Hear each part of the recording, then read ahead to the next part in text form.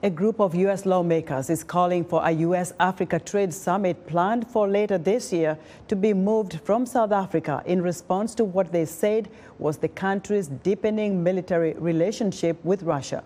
In a letter to U.S. Secretary of State Antony Blinken and other senior officials, lawmakers also suggested South Africa is in danger of losing its benefits under the African Growth and Opportunity Act, AGOA, Washington's flagship trade program.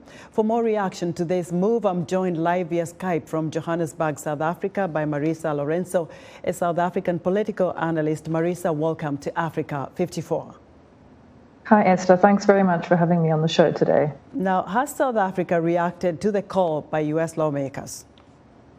Yes, so several hours ago, shortly after the letter came out, the Department of International Relations and Cooperation released a statement saying that there was nothing wrong with the relations and that the summit is expected to go ahead. There had been no formal call by the U.S. to withdraw it, and it just re-emphasized the ties between the two countries. It was a very short response, but really, I think, an attempt just to get the matter underhand.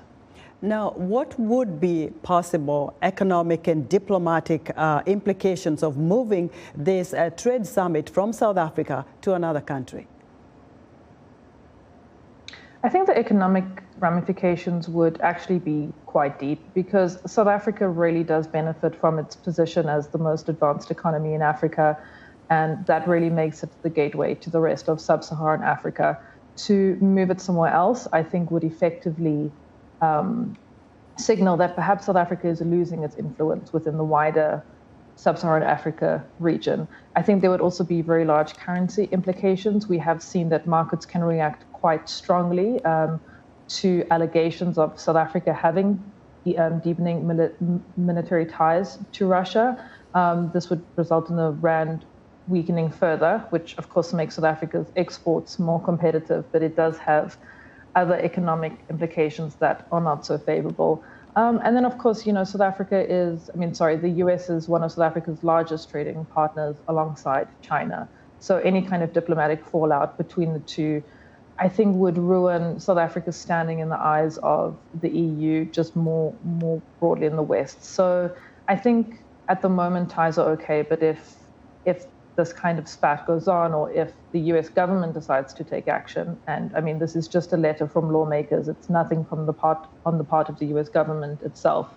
But if it does go on, there would be quite deep implications just because of how closely tied the two countries are and just because of how powerful the U.S. is. Yeah, well, that's well said there, because they've expressed that concern about the ties with Russia. But what options would South Africa have in this regard? I think that the U.S. is essentially trying to force South Africa to, well, not the U.S., pockets of the U.S., we can say, are trying to force South Africa to come out of its position of neutrality on the Russia-Ukraine matter. And I think that South Africa is just not really prepared to do that. And I don't think that it will be prepared to do that. It's got a lot of balancing to do. Like I said, the U.S. is one of its largest trading partners, one of its most important, but it's also got the chairmanship of BRICS, and it also needs to manage the ties there between Russia and then between its other large trading partner, China. I think that another thing that is going to come up that South Africa is going to try balance is AGOA, which you mentioned at the beginning of this segment. Now, South Africa's preferential treatment under AGOA is set to be reconsidered in 2025 when that agreement expires. I don't see this being renewed for South Africa, but I don't think that the reason is going to be because of a diplomatic fallout or political. I think that South Africa's economy is just far too advanced for the terms and conditions under AGOA, and I think that is going to be taken into much larger consideration than it has been in the past. I think that South Africa's entry into AGOA was largely based, not largely, let's say based a little bit on goodwill, effectively, but it does not need AGOA as much as its regional counterparts.